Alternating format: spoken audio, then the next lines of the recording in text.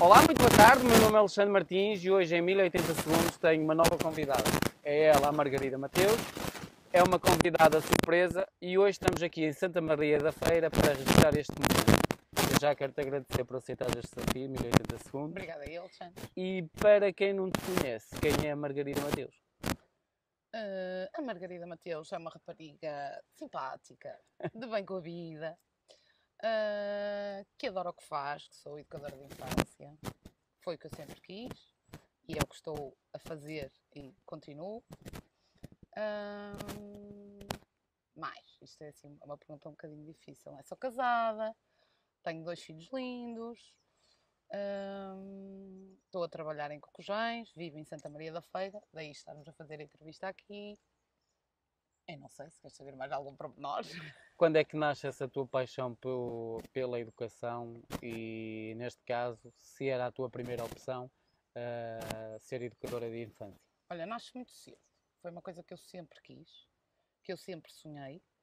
E na altura ainda do secundário, no 12º ano, e antes de concorrer, apesar de já saber que o que queria era a educação de infância, tanto que no último ano, ou melhor, no 12º, fiz ali uma paragem, entre aspas, porque achei que não estava com as notas que queria e contra a vontade dos meus pais. Decidi fazer melhoria de notas e começar a trabalhar. O que para eles não foi assim muito bem aceito, porque eles achavam que eu não precisava trabalhar e ia levantar as notas, e até porque podia ajudá-los a eles, mas não como uma forma de trabalho, por assim dizer. E aí sim coloquei-me numa aventura e numa experiência que até hoje me deixa assim saudades, que foi na altura aqui em Santa Maria da Feira ainda não havia hospital, ou melhor, havia a estrutura física já feita, mas ainda estava para abrir. E então foi uma aventura, foi o porquê não, comecei a ver os concursos, na altura ainda não tinha o 12º ano feito, mas não com as notas que eu queria, não é? Concorri, tirei um curso de auxiliar de ação médica, comecei a trabalhar aqui no hospital e foi uma coisa que eu adorei. Na altura, depois do curso tirado, tinhas que escolher uma área dentro do hospital e realmente eu constatei que o sítio onde eles mais necessitavam, que as pessoas não queriam ir, era para o bloco operatório. E eu foi precisamente o contrário. Eu era o que eu queria sempre, lá está, crianças, ou neonatologia, ou pediatria, na falta de, porque era realmente o que toda a gente procurava e era o que estava mais cheio, decidi embarcar na aventura porque sempre fui muito, não digo corajosa, mas sempre fui assim curiosa de querer saber essa parte de cirurgias, nunca me deu impressão, ao contrário de muitas pessoas. E adorei, olha, comecei a trabalhar aqui, estava dentro do bloco, para o primeiro emprego, entrar logo assim dentro de uma sala de cirurgia e ver certas e determinadas coisas, a mim não me chocou nada, pelo contrário, os meus pais é que não acharam piada nenhuma, porque as conversas do jantar passaram a ser, olha, fiz isto, e hoje abri aquilo, e hoje fiz não sei o quê, e a minha mãe era só, cala-te, por favor, tu não contes mais nada, Andreia, tu não digas mais nada. E aí sim, se calhar foi a única altura em que eu pus um bocadinho em dúvida o que eu sempre desejei, que era a educação de infância, mas como tinha tido esta experiência, ainda ponderei, vou para científico-natural, vou para esta área. Só que depois tinha, lá está, era a parte do coração a dizer-me, segue o que tu sempre quiseste. Depois também tinha outra coisa, que eu nunca gostei das matemáticas, não é? E se eu fosse para essa área, tinha que levar com matemática. E depois de ponderar, pronto, decidi mesmo seguir aquilo que queria, que foi educação da infância. Na altura calhei em Vila Real, não estava preparada para cortar o cordão umbilical nem com os pais e também na altura já namorava e os meus pais também fizeram contas à vida e entre ir para Vila Real, alugar quarto, ir aos fins de semana, fiz no particular e cá estou, desde então, a fazer o que sempre quis e que adoro Há realmente. quantos anos é que estás a fazer essa área? Já estou há 13 anos. E diz-me uma coisa, como é que tem sido essa tua experiência de lidar com crianças há tantos anos? Olha, é sempre uma descoberta. Decididamente, é o que os antigos costumam dizer é viver, aprender e ponto final.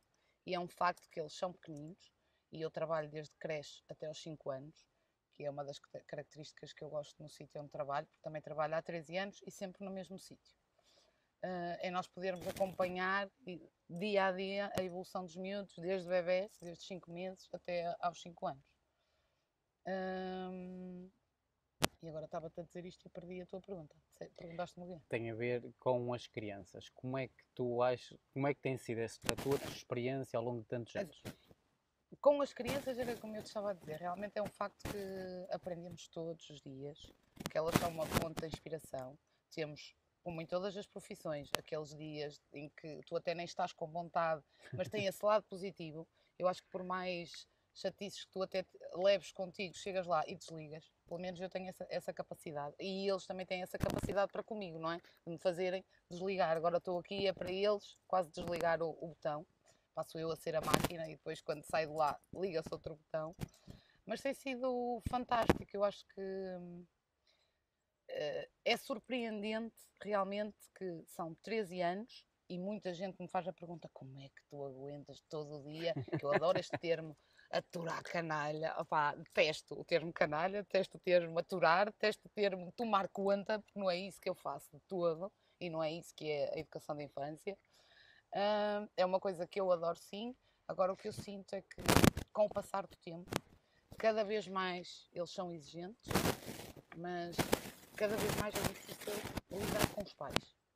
Os miúdos continuam a ser miúdos, sim, muito mais exigentes, porque, como tu sabes, surgem mil e uma coisas, eles estão expostos a mil e uma coisas que antes não estavam, então tem que ser um trabalho teu, de casa, para arranjar as metodologias e formas de lhes despertar a atenção, porque realmente, apesar de, e por exemplo, e agora que estamos aqui neste sítio, e quando vem a feira medieval e tu vês os brinquedos de madeira e são poucos os miúdos que se interessam por isso e não lhes diz absolutamente nada. Nada que tenha um som e que não dê uma luz e que não faça uma vibração e que não faça uma música, não desperta nada nos miúdos. São Ou tempos melhor, diferentes. são mesmo tempos diferentes. E dá muito trabalho, lá está, despertares a atenção e sentires que realmente estás ali, que chegas ao final do dia e que não tiveste a passar o tempo e a tomar conta de ninguém, percebes? Estiveste a partilhar experiências, estiveste a proporcionar momentos especiais. Agora, realmente, a parte dos pais, eu também acho que são outros tempos, sim, mas do meu ponto de vista, e eu sou educadora, mas também sou mãe, do meu ponto de vista, eu acho que os miúdos cada vez menos conhecem a palavra regras, cada vez menos conhecem a palavra não, cada vez mais, ou quando se fala de uma palavra castigo, aí sim lembram-se de castigo dos tempos antigos, virado para uma parede, orelhas de burro. Não, não é nada disso. Mas se uma criança não aceita ou não sabe o que é um não, tens que arranjar, lá está. É mil e uma maneiras de a fazer entender. E claro que nós utilizamos muitas vezes a palavra castigo, ou melhor, eu falo por mim, mas não no sentido negativo, é mesmo de fazer com que uma criança entenda que aquilo não é para fazer. Tu explicas e dizes, se aquilo volta a acontecer, tens que arranjar a forma de. O castigo não é o sentido de privá-la de estar a conviver com os amigos, não é virá-la para a parede como antigamente. Mas acho que isso sim, eu noto, que as crianças cada vez menos. O não, então, para mim é uma coisa. Todos nós, tens a idade que tens, eu tenho a idade que tenho e continuas a ouvir não, Claro que sim. certo? E tens de saber lidar com eles. E eu acho que quanto mais cedo eles aprenderem que o não existe e que tem exatamente a mesma conotação que o sim, acho que só lhes facilita a vida. Mas noto uma grande diferença. E então lá está. Como são 13 anos, são vários grupos, notas mesmo a diferença dos pais, principalmente, é o que eu te digo. E claro que isso se reflete nos miúdos.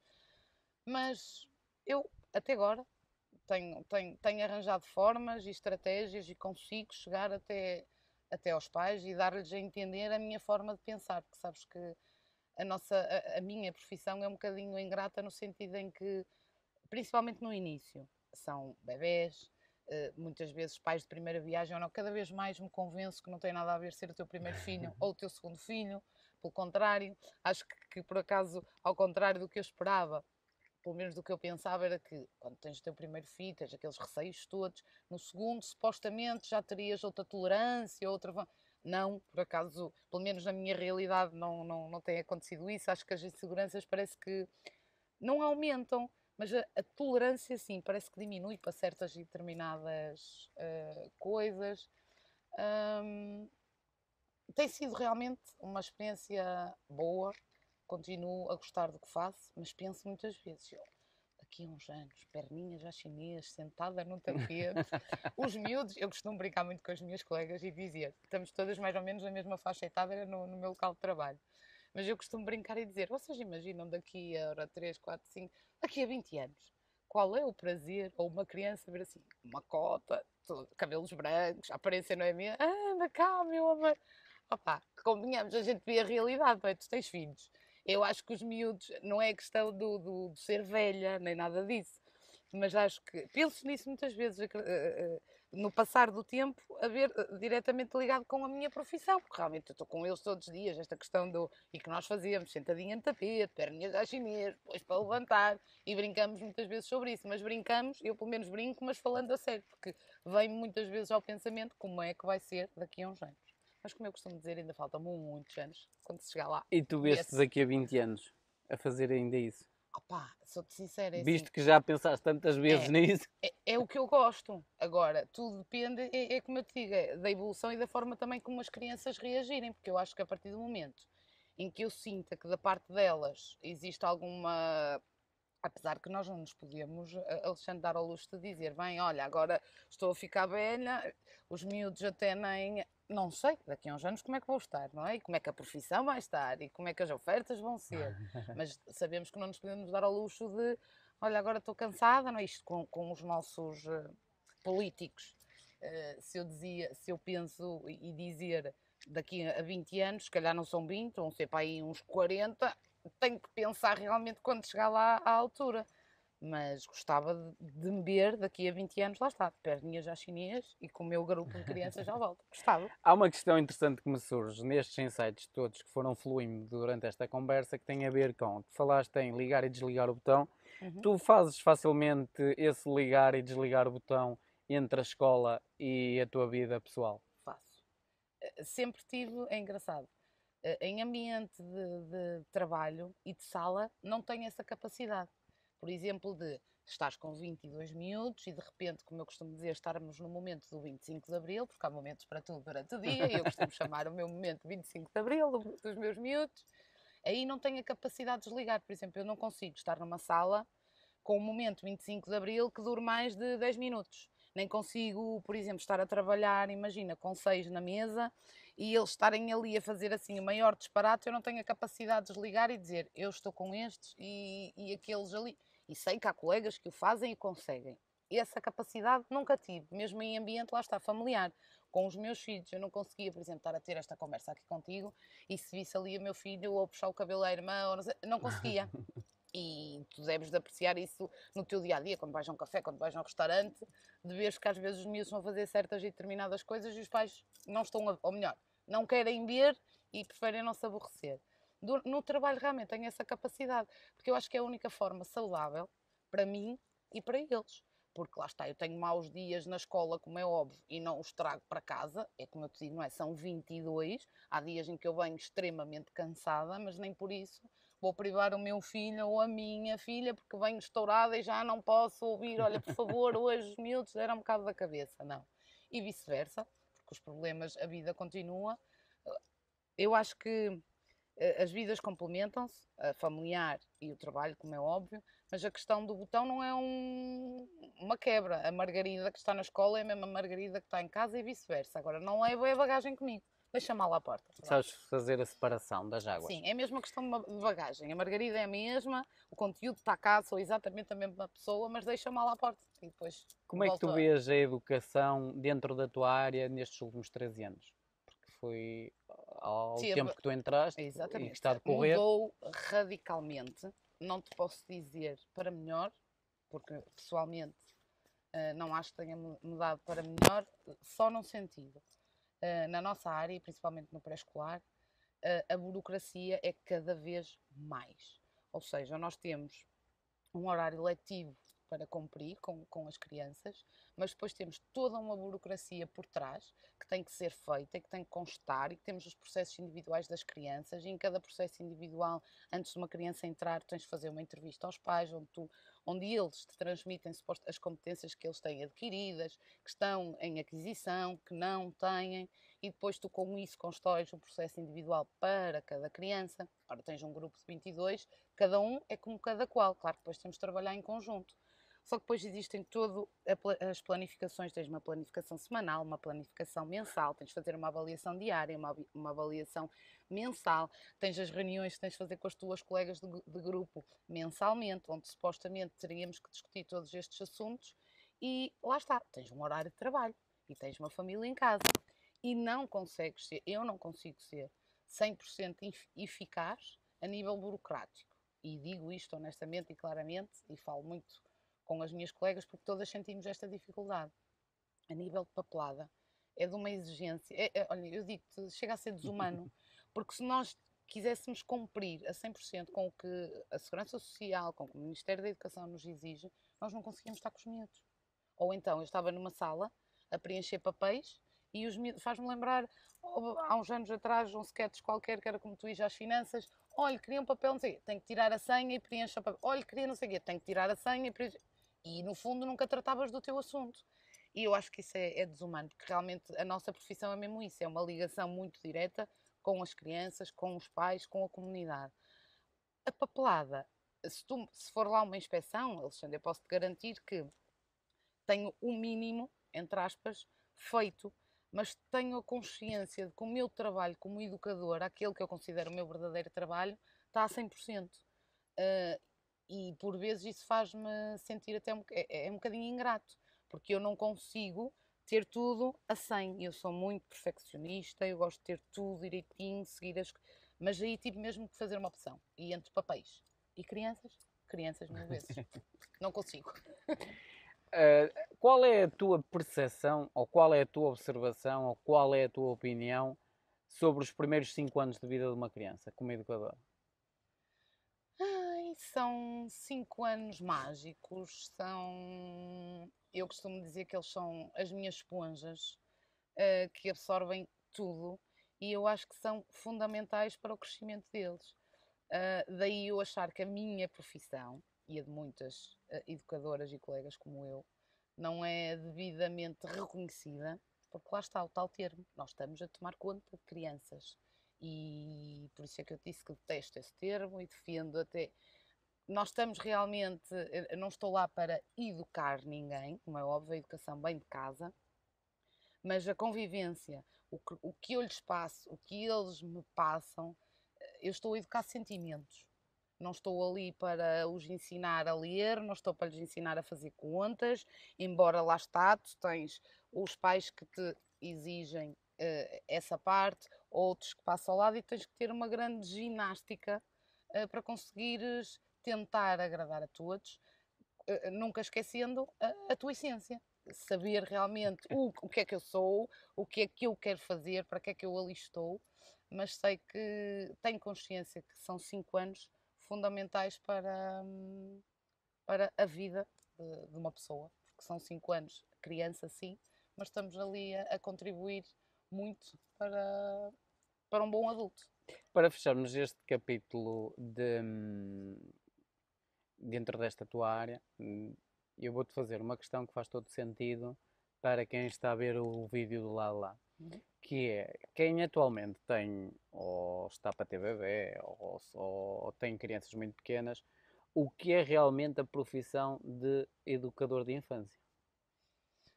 Olha, E estão a pensar em colocar os filhos num local onde vão ser acolhidos por alguém para tratar dos seus filhos. olha, a profissão é difícil a tua questão, mas para quem vai pôr, eu acho que é essencial, e lá está o primeiro contacto com a instituição, e enganam-se aqueles que lá estavam ver um sítio todo XPTO, muito bonito, é muito importante a condição física, sim, onde as crianças ficam, mas aconselho a conhecerem e a contatarem diretamente com as pessoas que vão estar com os vossos filhos, porque realmente uma coisa é tu teres um sítio com condições espetaculares, mas depois aperceber-te com o tempo só, não é? Porque se não conheces as pessoas antes de colocares lá o teu filho, também nunca vais ter hipótese de dizer não gostei ou não gostei. Nós, na nossa instituição, prezamos por isso. Temos condições excelentes, sim, mas temos excelentes profissionais e conseguimos proporcionar esse momento. Ou seja, se tu estiveres interessado, e suponhamos que tens um bebê, tu vais antecipadamente conhecer a instituição, mas vais conhecer as pessoas que trabalham na instituição. É óbvio que até podes ficar com uma má impressão, e nós sabemos que o primeiro contacto pode-te agradar ou não, e só com o tempo é que tu te apercebes disso, mas é fundamental conhecer a pessoa que vai estar que vai estar com os vossos filhos e, e sentir. Era o que eu estava a dizer, a minha profissão, o ser educador, é mesmo educar emoções, ou seja, acho que é muito importante para uma pessoa que vai inscrever uma criança na creche, no jardim, sentir alguma coisa. Porque de resto as competências, Alexandre, é só mesmo com o tempo. Mas eu acho que esta questão Mas o que é que, dos sentimentos, o que é que normalmente que estas pessoas vão esperar durante esses 5 anos do vosso trabalho? pois depende, aí temos tudo, Alexandre. Aí temos as pessoas que esperam que os meninos comam e não se magoem. Ponto. E depois temos aquelas que esperam que lá está.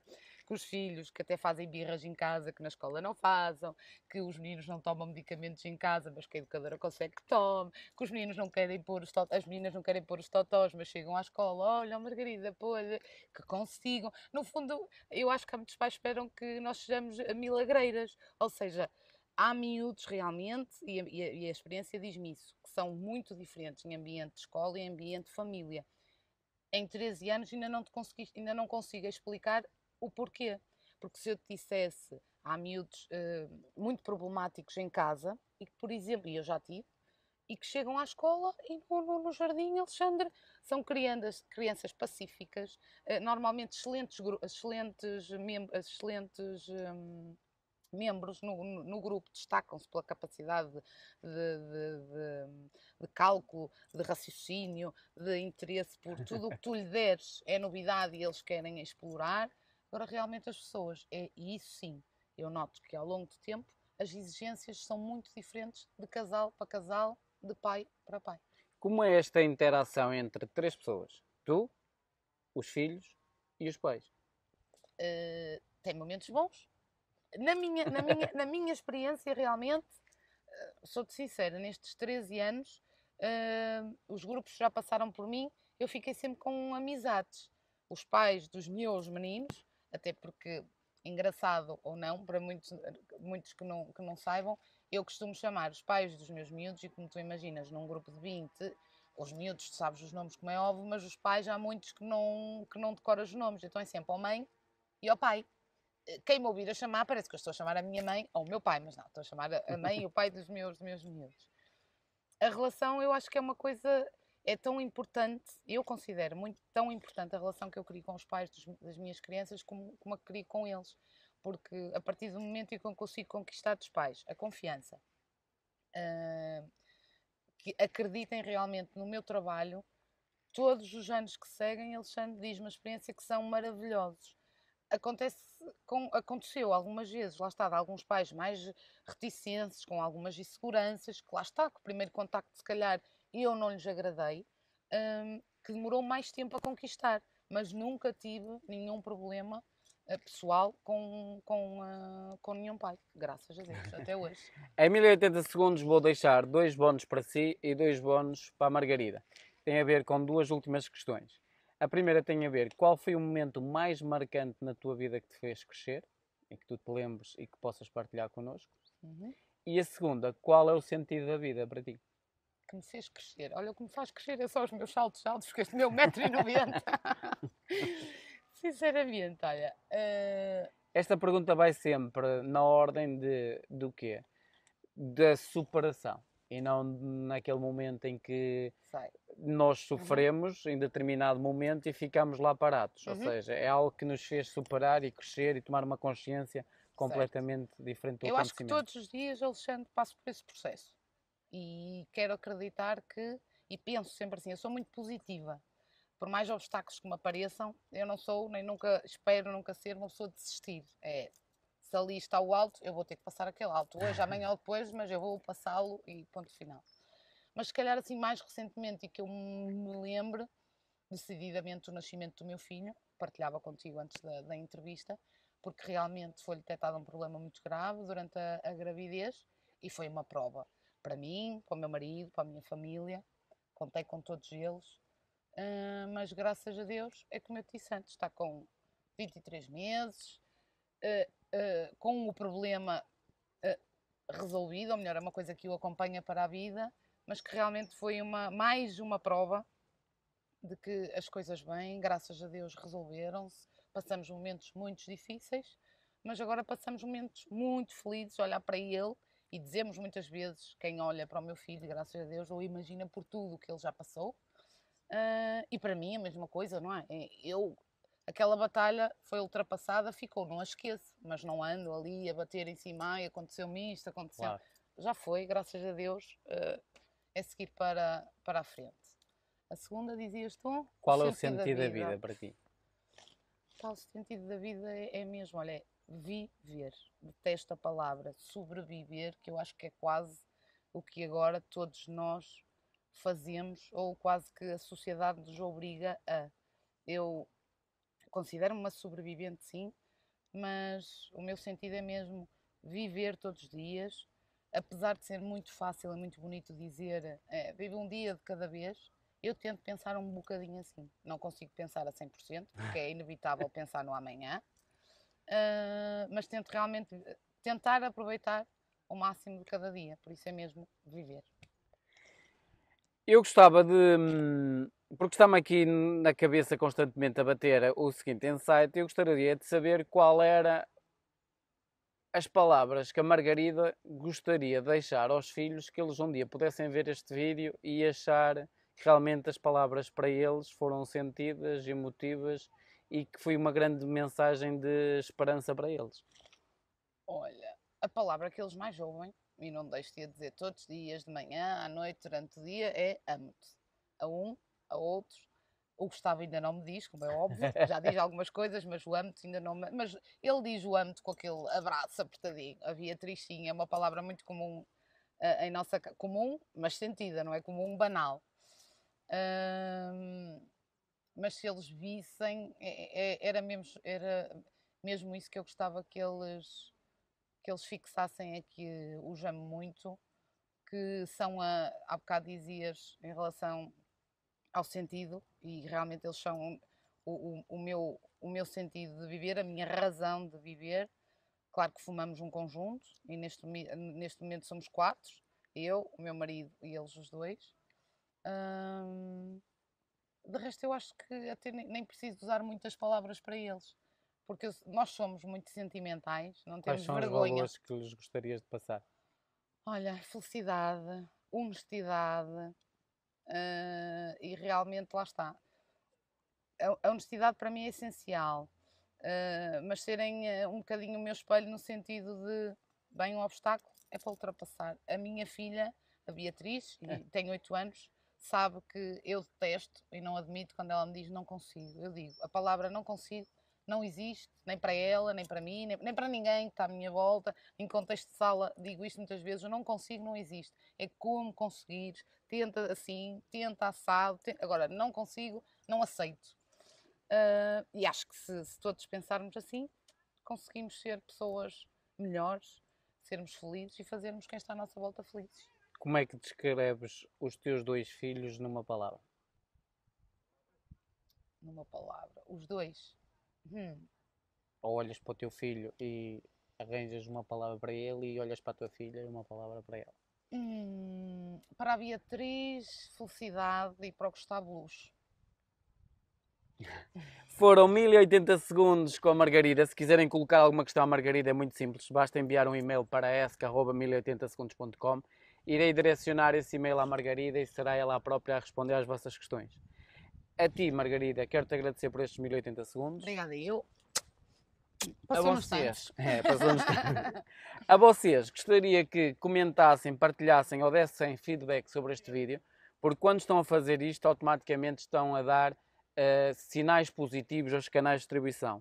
Estão a dar sinais que realmente o conteúdo que se fala nestes 1080 segundos é um conteúdo interessante, é um conteúdo rico e que outras pessoas devem ter acesso a ele. Por isso, comentem, partilhem, deixem o vosso feedback e até um próximo 1080 segundos com um novo convidado.